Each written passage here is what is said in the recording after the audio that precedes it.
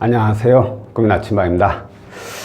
오늘 채무자 한 분이 문의를 주셨는데, 이분은 2년 전쯤에 저하고 상담을 했었대요. 그래가지고 그 당시에 채무 통합을 했었는데, 그대로 어떻게 해서든 대출을 안 받고 좀 살아보려고 했는데, 이번에 또 급하게 자금이 좀 필요해가지고 혹시나 하는 마음에 저한테 다시 또 연락을 주신 거예요. 그래서 제가 이분의 자격 사항을 여쭤보니까 지금 직장 다니시고 당연히 4대 보험 되시고 재직 기간 약 7년 정도의 연봉은 6,600만 원 정도 되시는 분이에요. 현재 가지고 있는 대출은 은행에 3,250만 원, 그리고 저축은행에 4,880만 원. 이게 바로 2년 전쯤에 채무 통합을 했던 내용이고 현재 남아있는 잔액입니다. 대출 내용 보면 연봉이 6,600만 원인데 은행에 3,200. 연봉 대비 1금융권 비중이 절반이 채 안 되네. 거의 뭐 절반 정도 되네요. 이렇게 되면은 결코 좋은 내용은 아니죠. 소득 대비 저금리 비중이 낮기 때문에. 하지만 이분은 별다른 방법이 없어요. 왜? 현재 1금융권이 절반밖에 안 되지만 2금융권이 대출이 많이 있기 때문에 은행에서는 더 이상 대출이 나올 수가 없는 상황이죠. 이런 분들은 뭐 저금리 대안대출이나 이런 걸 신청해도 안 맞아요.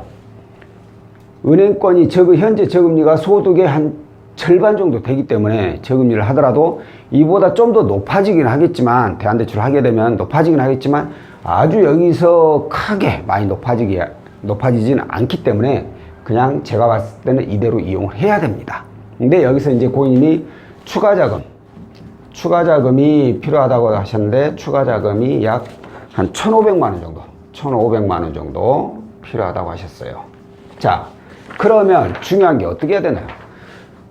고객님께서 1,500만 원 필요하다고 했으니까, 예, 그러면 이거 가조해서 다른 이제 타 금융사로 해가지고 이 1,500을 대출을 해주는 게 맞을까요? 절대 아니죠. 절대. 그렇게 해서는 안 되죠. 현재 가지고 있는 이 대출을 포함해가지고 이 금액을 구할 수 있는지를 제가 항상 보라고 했죠. 자, 그러면 뭘 해야 돼요? 이분의 경우에는 이제 대안론이라는 상품을 이용을 해야 돼요. 혹은 채무통합 상품을 이용을 하시던가. 그래가지고 저희가 대환론 상품으로 가조회를 한번 해드렸더니만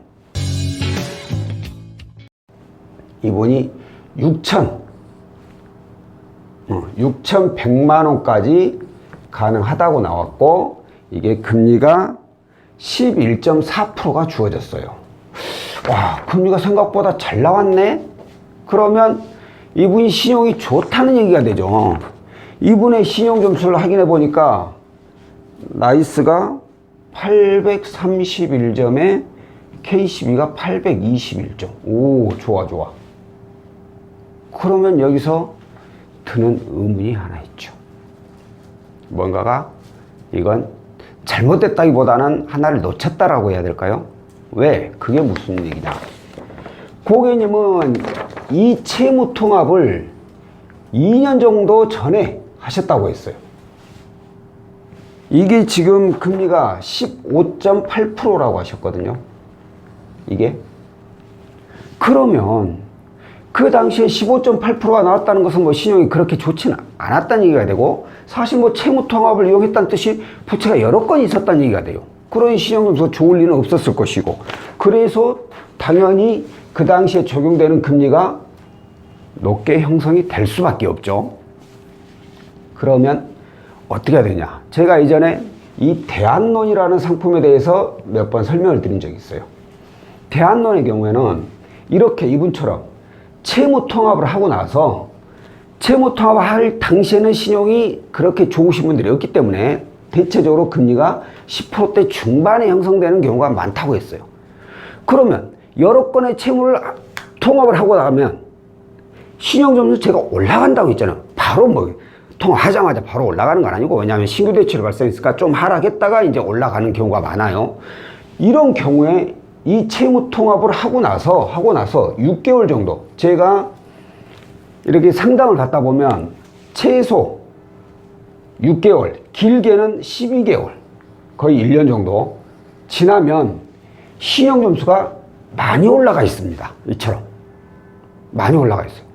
그러면 여기서 안주하고 가만히 있으면 안 된다는 거예요.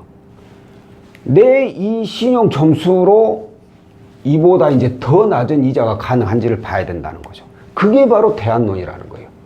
이렇게 대안론을 이용을 했더라면 이분은 이보다 더 낮은 이자로 이용을 하고 있었겠죠. 그러면 그만큼 이자는 더 낮출 수가 있었다는 얘기가 됩니다. 그러니까 그걸 하나 놓친 거죠. 좀 아쉽긴 한데 뭐 지금이라도 뭐 2년이라는 시간이 아깝긴 하지만 지금이라도 다시 문의를 주셔가지고 이걸 6,100만 원에 11.4%에 이용을 할 수 있게 되었어요. 다만 이분이 원하는 금액이 이제 1,500이잖아요. 근데 1,500을 이용하려면 얼마가 필요하죠? 5,000 잡고 6,000. 6,000 한 300, 400 이 정도 있어야 되는데 자금이 한 2, 300 부족해요. 근데 이분이 지금 이용하고 있는 이자보다 무려 4% 이상 낮아지니까 그 정도 부족한 금액은 괜찮다. 본인이 알아서 해결하겠다. 라고 하시고 딱 이 금액만 이용을 하신 거예요. 이분은 이거 보세요. 1,500만 원 이용하려고 문의 줬다가 전체적인 이자를 갖다가 4% 이하로 4%나 더 많이 줄이신 그런 사례가 돼요. 그러니까 오늘 제가 드리고 싶은 말씀은 뭐냐면 채무통합 굉장히 중요한 겁니다. 이거 이금융권 부채가 두세 건 점점 늘어난다. 두 건 이상 늘어나기 시작한다.